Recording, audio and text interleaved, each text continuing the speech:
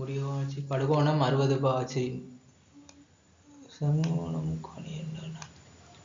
முறிகோணம் 60 பாகையுடைய ஒரு கண்ணாடி அரியத்தினூடாக ஒரு சிவப்பு ஒளிக்கதிரும் ஒரு நீல ஒளிக்கதிரும் தனித்தனியாக அனுப்பப்படுகின்றன.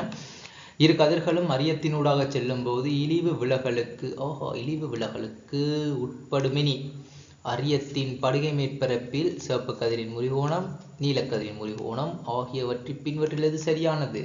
இப்போ இழிவு விலகலை பற்றி கேட்கிறேன்டா. ஒரு அரியம் இருக்கு, இதில் முறிகோணம் 60 பாகை இந்த இருக்கு, இதில் முறிகோணம் 60 பாகன்னு தந்திருக்காங்க. சரி, கதிர் வருது எங்கே?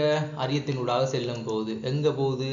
இழிவு விலகலண்டா இங்கே எவ்வளோத்துக்கு வந்திருக்கோ அதே அளவுக்கு இங்கே அப்படியே சரிஞ்சு வரும். அதான் இழிவு விலகல். ஒரு சமச்சீராக இருக்கு பண்ணிச்சு கொடுங்களேன். இப்படியே சமச்சீரை வச்சுருந்துக்கு இருந்தேன்டா சமச்சீராக இருக்கும். அதான் இழிவு விலகல். இது எந்த கோணத்தில் அடிக்குதோ அந்த கோணத்தில் வெளியேற்றும்.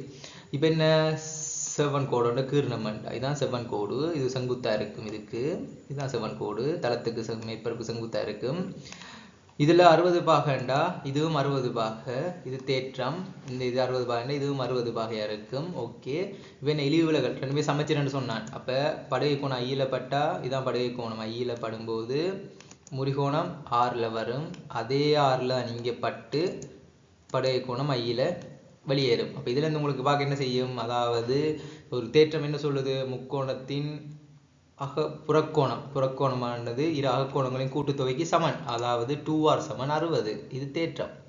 இந்த 60 அப்போ r சமன் என்ன? 30 இருக்கும். இந்த r சமன் 30 எதுல தங்கி இருக்கு? இந்த 60ல தங்கி இருக்கு.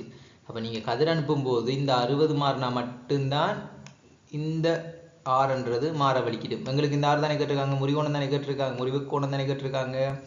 முறிவு கோணம் 6 நீங்க எந்த கதிர் அனுப்பினாலும் என்ன செய்யும்? இந்த முறிகோணம் 60 இருக்கிறால 30 பாகைன்றது தான் முறிகோணமா இருக்கும். அப்ப எல்லாமே 30 பாகையில வரும்ன்ற விட இதுண்டா இந்த அருக்கு விட. அப்ப 4வது விட தான் சரியான விட.